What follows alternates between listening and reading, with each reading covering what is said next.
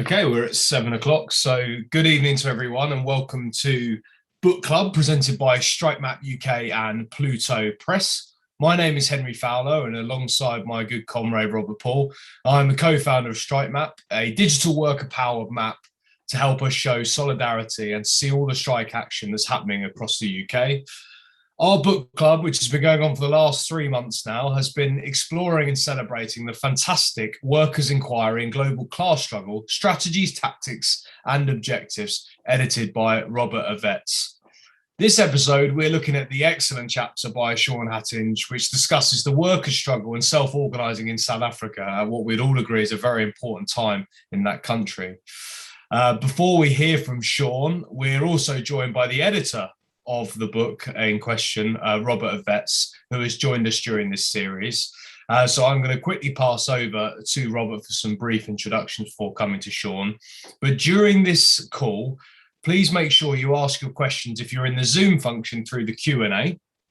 And if you're not on Zoom or watching us live through Facebook, just drop it in the comments and we'll look to collate those questions either for Robert or hopefully for Shawn during the show. So please do add your questions and any comments or anything and be as participatory as possible. It's a great chance to be with Robert and Shawn tonight. So without further ado, I'm going to pass over to the excellent Robert. Good evening to you, Robert. I hope you're well. Hi, Henry. Great to be here. And I just wanted to thank you and your crew for these last 3 months for putting on what is a once-in-a-lifetime experience of having a book club organized to meet some of the contributors to my own book. So thank you for all your hard work on this. And thank you, everyone who's shown up. And I just want to say, if you're interested in the book, I just posted in the chat, discount coupon. You can order directly from Pluto Press. And thank you, Shawn, also for being here. Good to see you again. And I'm going to turn it over to Shawn, who has just a fantastic chapter in the book, as Henry mentioned. Hi, and thanks for the invite. It's a great privilege. So what I'm really speaking tonight is about a chapter that myself and my colleague, Dale McKinney, did on worker organising in South Africa. That really is, its main focus is on two specific experiments.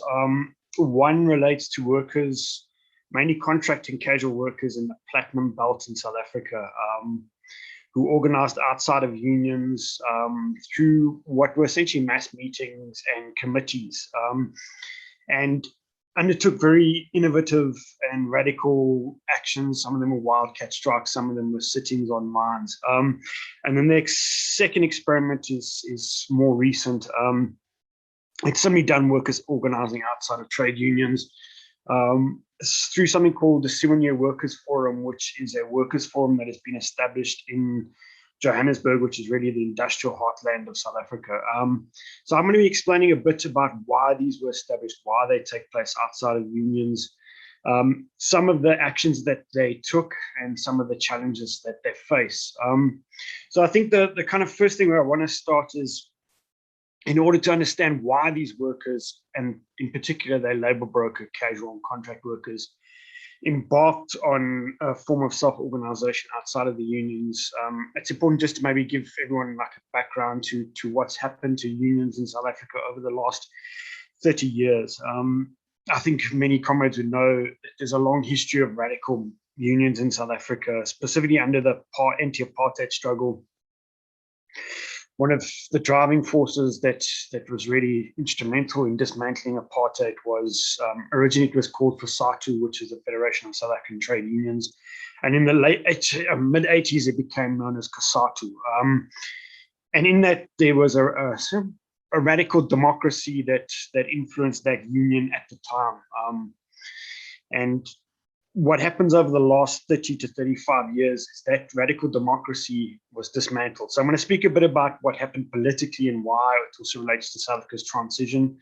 And then I'll speak about the structural restructuring of capitalism in South Africa, which also has an impact on why workers went outside unions, why they experimented with what are worker forums or committees and mass meetings, which took a radical democratic form.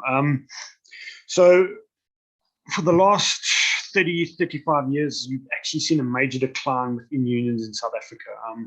Specifically, they become highly bureaucratized. Part of it relates to a political transition in South Africa. So from the late 80s into the early 90s, you find that COSATU itself and the unions in it become more influenced by the ANC, and eventually in 1990 align with the ANC. This is quite an important development. For comrades, maybe they know a bit about South Africa. The real radical experiments with democracy and worker organizing and a working class democratic form was really centered in South Africa. So it was an internal liberation struggle that had a radical democracy. COSATU was part of that.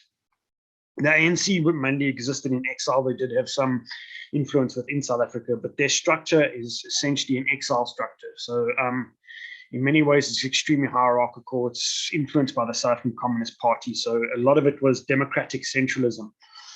And as the COSATU aligns and as the ANC became more influential along with SSCP, gradually from the late 1980s onwards, the democratic shop floor tradition that existed in COSATU started giving way to a more hierarchical democratic centralism in the unions. This is one of the reasons why the unions become more bureaucratized. So you see a whole shift from the late 1980s right up until today, where the shop floor democracy starts dying. The executives in the union become far more powerful. So this is one of the influencing things. It's the political transition in South Africa. And the second thing that really plays into it was around 1994. There was an idea of, it was heavily influenced actually by comrades in Australia, but also Sweden, that in South Africa there'd be an attempt, even though it was a neoliberal era, to have some sort of social contract between the unions, business, and the state. And structures were set up. So one of them is called NEDLAC, which is the National Economic Development Labour and Council. So it's known as NEDLAC within South Africa. What it is a tripartite structure where business, the unions, and the state come together, and essentially what they're supposed to be doing is reaching agreements on the type of trade policies, economic policies that exist in the country. In reality, the unions are a very junior partner. The state and capital work together essentially to blunt anything that the unions say. But the impact was that a whole lot of specialists were hired within the unions to actually negotiate at NEDLAC. And that added to the bureaucracy that was really starting in the unions.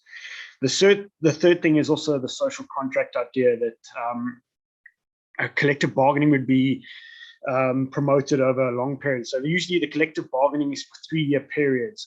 Some of it takes place within bargaining councils at a sector level. So what happened was the unions also hired people that could actually, professional negotiators that could actually undertake those negotiations within the bargaining council. So even that saw a shift away from what was previously, which was kind of shop floor militancy, where workers would demand and organize at a shop floor level, to a more structured collective bargaining process. Again, this meant a power shift within the unions away from the members to officials, essentially. Another thing that took place was, and this has a major impact on the unions, in the 1990s, there was a whole lot of internal debates within the unions about whether to form cooperatives with the resources unions have, or to form investment arms, which essentially are capitalist companies that invest in other companies, usually through shares. That faction that argued investment arms should be set up won out the debate. The idea was, what they sold the idea was, that these companies would end up benefiting workers and their families through bursaries out of the profits they were making. In reality, these companies ended up operating as any capitalist company would. So all of the big unions have them. One of them I'll speak about later is the National Union of Mine Workers. But even the so-called kind of left unions like NUMSA has them as well. And it had a major impact on the unions because the competition around positions became tied within trying to get access to these, some of the wealth and power that exists in these investment arms. So in every single case, and it's mainly the COSATU unions that set up these things, in every single case where an investment arm was set up by a union, it's been mired in corruption. there's not one that's been clean. And what's happened is often the officials use their power to try to gain access to the boards of these things. They will use resources to essentially, if you want to be honest, bribe delegates to congresses to try and win elections. So it's quite a vicious struggle around these investment arms. That added to the bureaucratization of the union. So a lot of people within South Africa started seeing unions more as not necessarily working class organizations that were fighting for working class struggles, but essentially an insurance policy that you joined onto sometimes, but that had serious problems. You then have a simultaneous process that since the late 80s, capitalism in South Africa has been restructured. So you've seen a decline in permanent jobs. Obviously, the idea was to increase profits by business. So obviously, if you moving away from permanent labor more to contract labor, broker, casual workers, it has three things. One, you don't have to pay any benefits. You don't have to have retirement stuff. Two, it allows you to downsize and increase your workforce according to demands quite rapidly. And the third thing, you can put workers in who are desperate in competition with one another, not only as casual workers, but also against permanent workers to lower wages. So this whole process unfolds.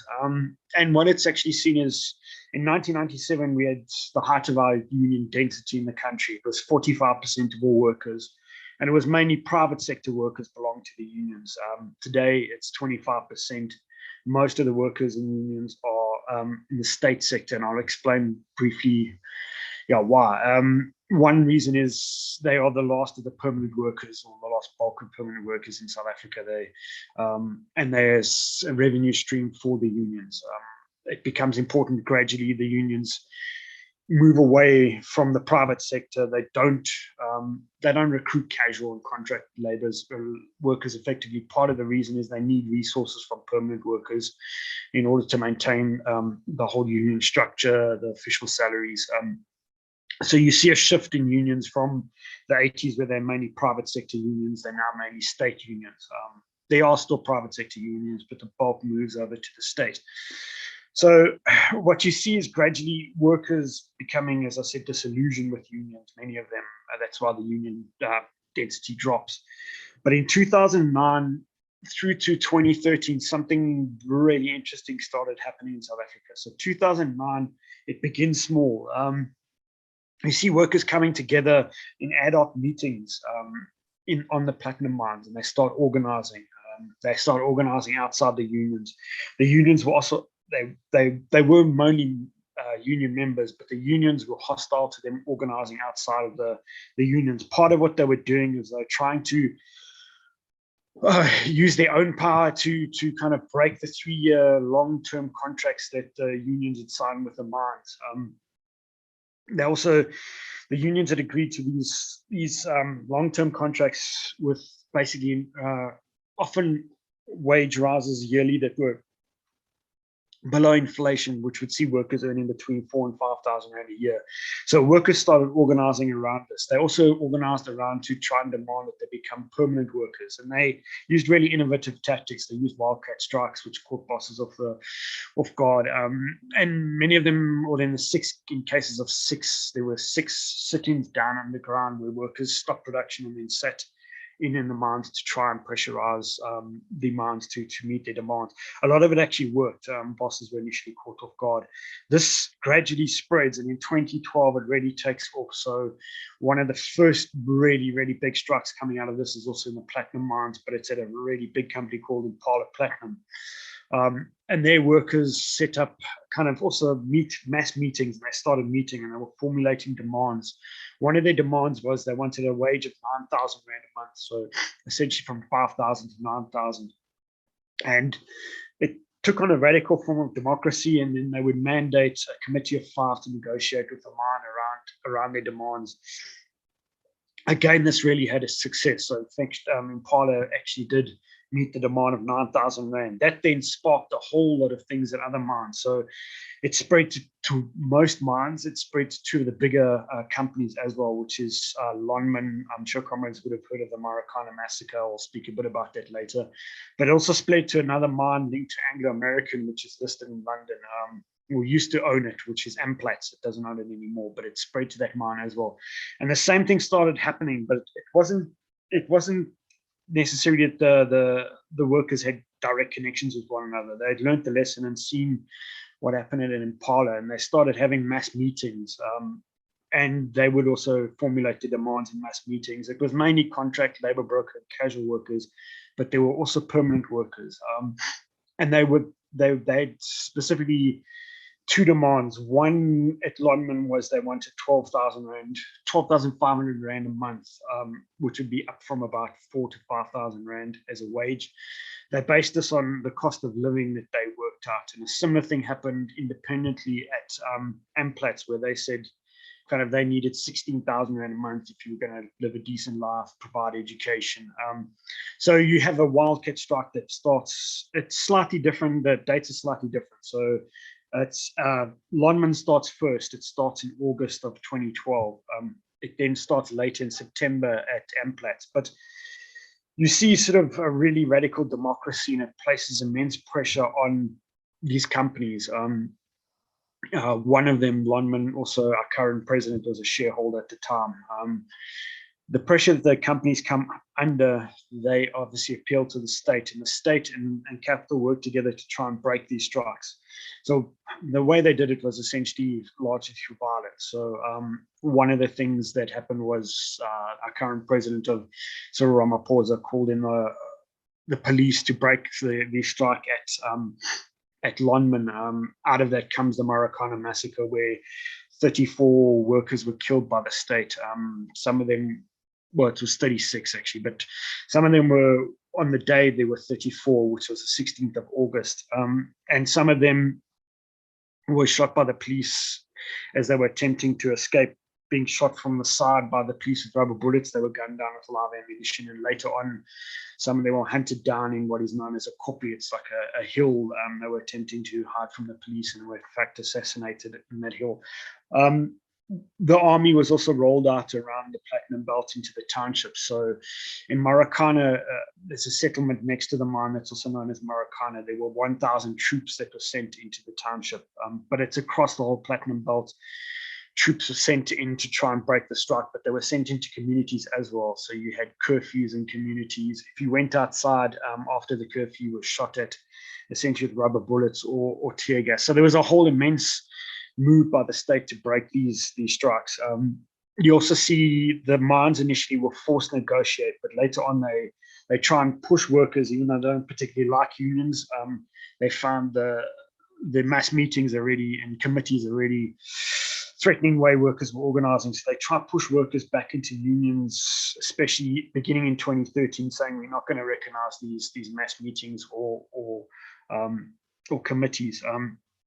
And essentially the brutality of the state and the working with capital not to recognize these things means workers were eventually, firstly, deeply traumatized, but they did go back into a union, which is AMCU, which is very similar to the dominant union at the time, which is the National Union of Mine Workers. And there's also quite a highly hierarchical union. There's been the general secretary since its founding over 2 decades. There hasn't been a change in general secretary. So essentially around 2013, it actually looked like these kind of self-organized mass meetings, forums, committees were dying. And in the Platinum Belt, they did die. People went back into the union simply because they were traumatized. It didn't make, it for them didn't make sense to carry on with these things under the conditions. There wasn't also a vision these could become long-term ways of organizing. But then in about 2012, there was an organization founded in Johannesburg called the Casual Workers Advice Office. They started making contact with casual contract and labor broker workers in Johannesburg, which I said is the largest industrial area. A lot of the workers were in warehouses. And gradually the workers started holding meetings at Casual Workers Advice Office every second Saturday. And by 2015, there were literally hundreds of workers at these Saturday meetings, representing also, like 120, 130 workplaces. And they decided to set up a workers forum. They specifically didn't want to set up a trade union at the time. So they set up a workers forum, and through that forum, they've been taking struggles forward and quite radical basis. So the meetings would be spaces where things are decided sort of on quite a radically democratic way. They also make voluntary contributions to strike funds. So if one company goes out on strike, they then will collectively decide how much workers will get, how they'll assist workers through the strike fund, and they also make voluntary contributions in case they need legal assistance. And this has worked really well. So it's spread across the east of Johannesburg. There's possibly 67,000 workers involved in the forum at the moment. But again, what happened in Marikana and the Platinum Belt, you see it again with the Workers Forum, the Simonia Workers Forum, which is the forum that they formed. You see companies again refusing to recognize the forum, and the state trying to push them back within the labor law. In South Africa, wildcat strikes are not protected, so you can be fired for them. The labor law does protect once you apply through the processes to go on a protected strike. It does protect that, but it takes a long time, which gives bosses time to kind of make plans, which is why the wildcat strikes were so effective. It didn't allow for that. And they try, and the labor law specifically says if you want to be recognized, you have to form a union, and that has to have an executive, it has to have a hierarchical structure, it has to have shop stewards. So companies have been trying to force Simonia either to transform into a union or for workers to join unions. As I said, they don't particularly like unions, but they find these forums and committees far more threatening. More recently, under this kind of pressure, the Simonia Workers Forum then decided that they would try to form a union. But the idea is to form what they call a different type of union. So one without officials, one that is based on workplace councils. So they decided late last year that in order to carry on waging battles, they needed some legal protection.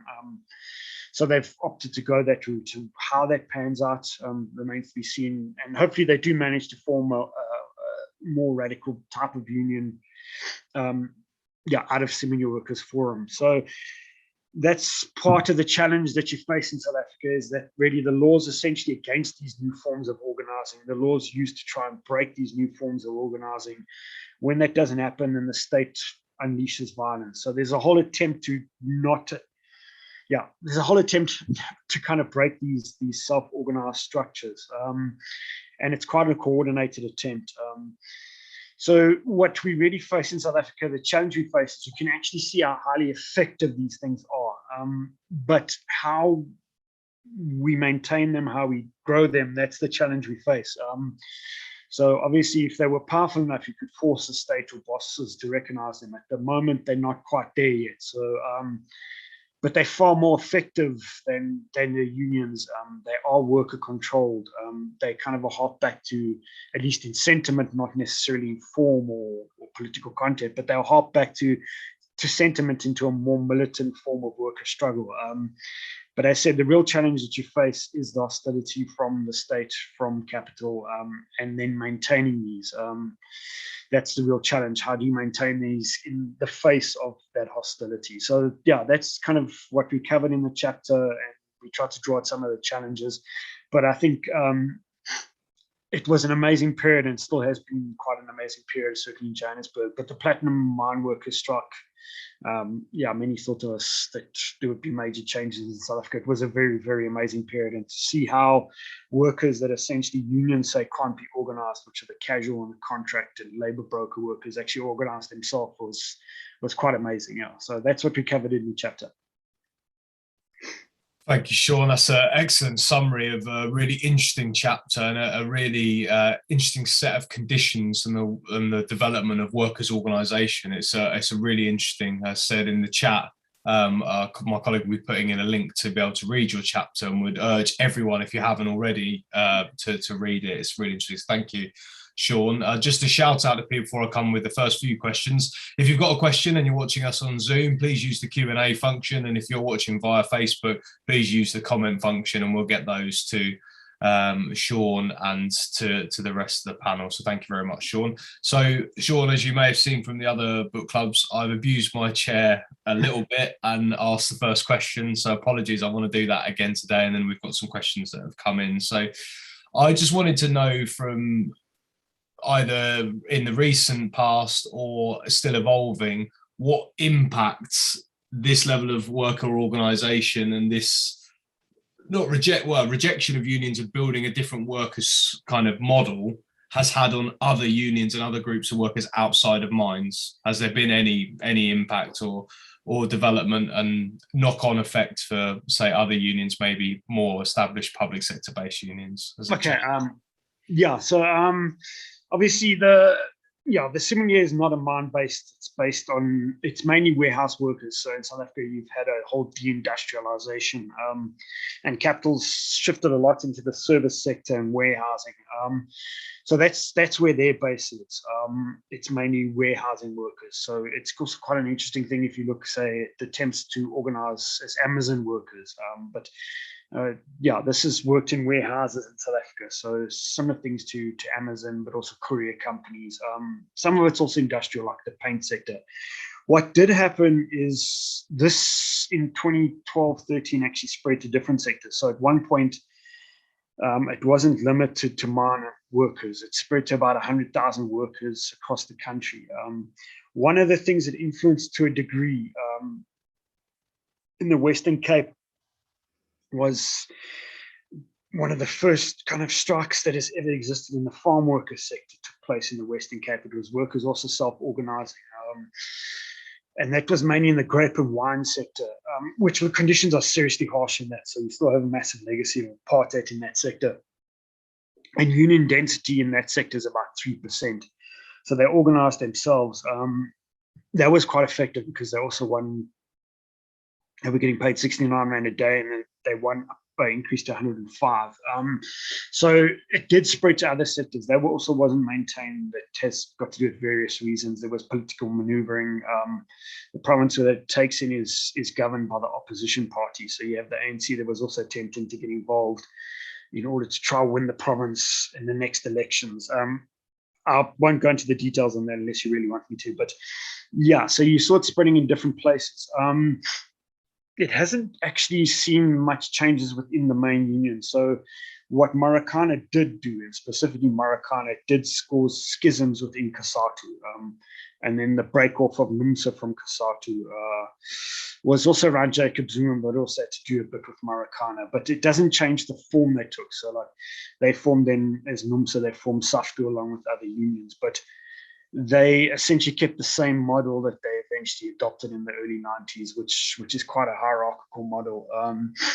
And in many ways, it's kind of unclear how many members NUMSA has itself. They claim over 300,000, but whether those are active militants or whether it's more seen as an insurance policy in case you get into trouble at work, I would actually argue it's more that, especially they set up a political party, and I think they only got about 20,000 votes in the general election. So you can see it's not a 300,000 people on their militant base. Maybe there's 10,000 that are militant base, and then drawing in other people who voted for that. So it hasn't seen much change within unions. You get smaller unions, like there's a farm worker union that is part of SAFTU, but it's called COSATU.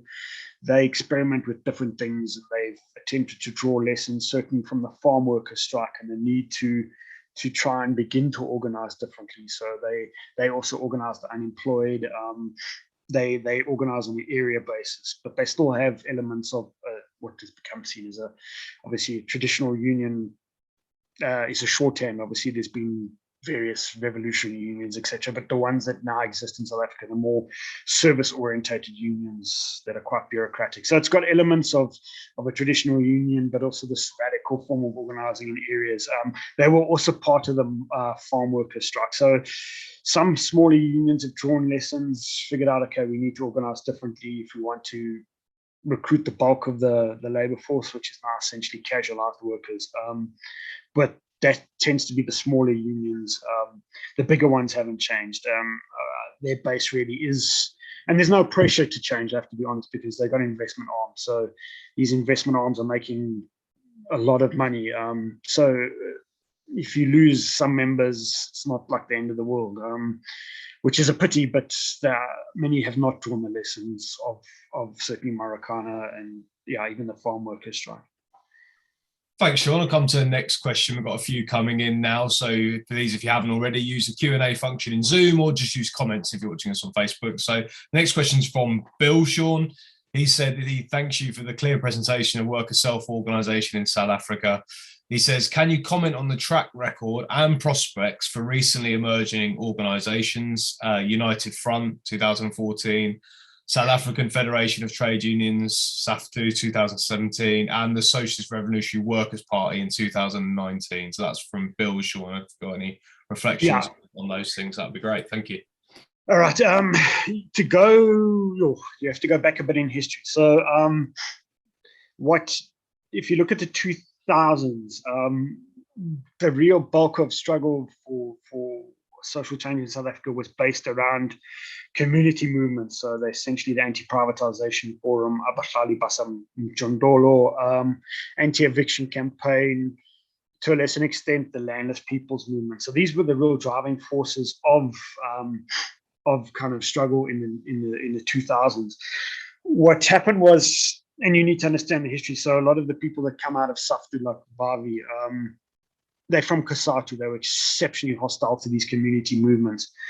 So there's a deep mistrust of kind of an actors layer that is left over from the community movement. So the United Front was an attempt by SAFTU and NUMSA to set up, a United Front, and they tried to draw in communities. But communities are suspicious because of the history of hostility that certainly the individuals in NUMSA, including Irvin Jim and SAFTU Vavi, have had towards these struggles. So it never actually took off. There's been repeated attempts. The problem is the unions don't have deep influence in communities, and the communities tend to be more the site of struggle at the moment, except say Simonye Workers Forum, which is obviously a site of struggle. But they battled to essentially hold that together. They don't have deep links into communities, even the shop stewards. So they also kind of have a very, I don't want to say, I suppose, an arrogant stance that they view community organizers as kind of, these people are just kind of directionless, and the union will provide direction. So it causes a lot of tension in it, and it's never particularly taken off. Obviously, the SAFTU is formed by NUMSA, draws in some unions like Kasau. So you do have that. Draws in also independent union called Gawusa. So there is kind of a base there, but as I said, it's unclear how many of the members. There's probably, I'm just kind of trying to remember offhand, but there's probably about, they would claim 600,000 to 700,000 members of SAFTU through the affiliates. But it's kind of unclear how many of those you could regard as kind of the old style, worker militants that existed under anti-apartheid. So the 700,000 certainly would not represent, say, a militant base. That would be far smaller. The Socialist Revolutionary Workers' Party is then, there was debates around that. So the communities that were kind of, NUMSA does this thing where, and SAFTU, where they try to revive the United Front repeatedly just before elections. But again, most communities instinctually do not trust the state, so they do not want to vote. They also have the experience of political parties in South Africa where it becomes a stepping stone into the ruling class, essentially. So they have this whole entire experience of the ANC as well. So they're quite mistrustful of people then who want to go into the state. They usually elect not to vote. This causes tension because then NUMSA pushes a vote within these forums. So NUMSA and specifically like Irvin Jim are very influenced by the South African Communist Party. They come out of it. So they got quite an interest in trying to get into parliament. It was not a success. So there's another split off from the ANC, which is Economic Freedom Fighters, which even though they say they're Marxist-Leninists, they're quite nationalistic, but they drew a lot more votes than the Socialist Revolutionary Party. Essentially the difficulties is people generally, even though they would, people will not most, but about 50% of people will vote in South Africa. Most are quite deeply distrustful of politicians because of the experience of being sold out through the anti-apartheid struggle and after 1994. So, yeah, that's kind of the situation that they find themselves in. And then, so on average, yeah, as I said, I mean, the Socialist Workers' Revolutionary Party received 22,000 votes, and if you compare that to something like the Economic Freedom Party, even the right-wing party, they receive over 1 million, and the ANC is well above that. Thanks very much, Shawn. We've got a few more questions, conscious of time. So if people want to get their questions in, please use Q&A on Zoom and the comments in Facebook. So the first one to you, Shawn, is what are the lessons of the self-organised miners' struggles and the worker advice centres? I think the key lessons is, I mean, it was always kind of debated before 2009, it was always debated, can you organise casuals, can you organise labour broker workers, are they even organisable? And I think one of the lessons is yes, but I mean, they organise themselves, so clearly they are organisable. And I think the key lesson is that self-organisation. And that is kind of also, I mean, it is a challenge that we face in South Africa. How do sort of advice offers, how can they spark that self-organization? It's key, I think especially if there's going to be struggles taken forward, if things are going to change in South Africa, it has to be done through that self-organization. And I think it kind of did, unfortunately, shut the unions quite badly, that there was a whole layer of workers that they really failed to organize. So they'd have Congress policies that said we will organize these workers, but really never did. And it proved that, even though capitalism has restructured the working class, like a service sector's become quite dominant in South Africa itself as well. Workers can organize themselves in that sector. Obviously face a lot of challenges, but it is possible. I think one of the lessons is also, and I don't have an answer for this, how do you maintain these experiments in the long run? I think that's going to be key to bring change in South Africa. I don't have an answer for that. I'm hoping that through experimentation and organising, an answer does come. I think it's vital if there's going to be change, but I think those are the key lessons, and one of them is to find ways of maintaining these things, and that is the challenge. Thanks a lot, Shawn. So still got a few more questions. I hope that's okay for you. So this, I guess, cool. linked to the last question in that sense around worker advice centres. Have they had any role in the recent uprisings around fees and corruption? What's the role been like, or any linkage? Your fees must fall. Or okay, so yeah. So I think there is some inspiration in the fees must fall movement from Marikana. So there were like small left groups of students that started forming in solidarity, and then they continued that. There's been a long history of struggle and linkage between at least small left groups on campus and workers to try and get workers in-source. So that does influence fees must fall, but fees must fall reached a much broader layer of students. Within fees must fall, there was also distrust of unions. So it also played itself out in that. But in some ways, there was solidarity between workers and unions on campus. But in some ways, it's unfortunate the students essentially tried to take a leading role in it. So in some ways, you could argue it was for workers, it was disempowering, I would argue, in the larger sense. But for students, obviously, it had major gains. The corruption thing, so I mean, you still have community struggles in South Africa. They largely self-organized. They don't necessarily have any organization. Some of them are progressive, some of them are quite reactionary. It's just the nature of things. So some of them are genuinely about trying to fight privatization or service delivery. Some of them tend to also be factional fighters in the ANC, so a councillor would mobilize or fights out of position over for becoming a councillor. The two factions mobilize, different sides protest, and some of it overlaps with service delivery. So some of it is progressive, some of it's not. I did have a big impact at the time. So specifically, I think a lot of communities in 2012 were inspired by workers of Marikana and the platinum belt. But that, as time has gone by, it's kind of declined. Sadly, it's kind of so the further we get away from Marikana, I think the less it becomes a reference point. Not necessarily say for something like Seminary Workers Forum, but I think more broadly in society it becomes less of a reference point as we're moving away from this in historical terms. I mean, that's for me quite sad, but it's kind of an objective reality. I wish it was otherwise, but it seems to be what it is.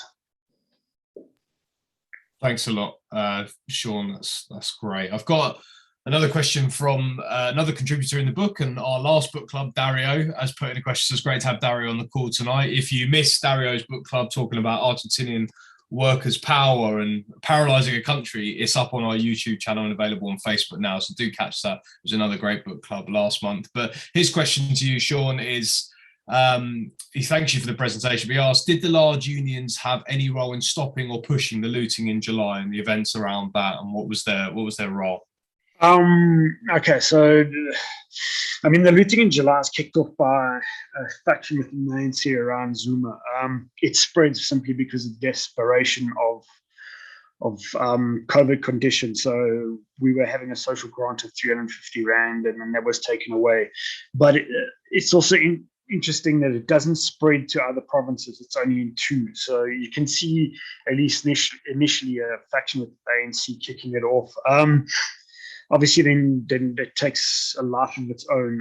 It wasn't in any way, you could say, organized by progressive forces. It was people that are desperate as well, just trying to get hold of goods under a situation where there's extreme poverty. So COSATU itself took a stance of condemning the kind of happenings. SAFTA was more sympathetic, but they didn't play any role in its happening.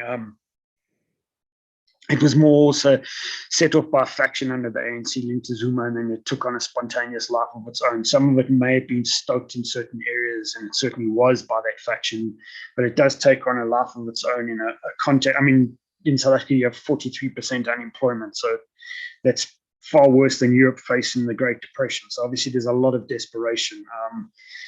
But a lot of it took on kind of, I would argue, a more individualistic thing where people just took goods because they needed goods, and some people took goods because they wanted goods, but it was in no way coordinated. So maybe something in the future will come out of it. Maybe people will become radicalized. I don't know. But at the time, it wasn't linked to anything overtly politically progressive. I think it more relates to the conditions of desperation that actually exist in the country. Yeah, I mean, in many ways, I'm surprised it didn't actually happen before, when you consider that almost half the population is unemployed, almost half the population lives under poverty line. So, yeah. Thank you very much, Shawn. That's been another excellent session, and it's great to hear so much more about your chapter. As we said to people during the call, Shawn's chapter is available for you to be able to read for free. And as Robert said earlier in the call, there's a great promotion right now on the whole book. So if you've enjoyed any of these events and you want to read some of the other fantastic chapters we haven't covered, then please do look in the chats and look in our emails for the offer from Pluto for a discount to be able to pick up that book. As we draw this to a close, this is at the moment our last book club event, so it's been an absolute pleasure to have the support of our comrades from across the world in joining us. I want a huge thank you to Robert. Robert Vetz has been a huge supporter of Strike Map and of this initiative, so thank you very much, Robert. Your book was the inspiration behind Strike Map, and that's why it's so important for us to do this series of events. A huge thank you to Shawn, to Dario, to Antec, and again yourself, Robert, for being contributors and speaking on these book club events. Please do follow Strike Map on Twitter, and you can like us on Facebook. You can also sign up as a free supporter and get our regular emails with our strike updates, and also other initiatives like our book club event series. This has come to the end of our book club, so thank you very much for joining us. I hope you have a good rest of your week, and thank you again, comrades. See you soon.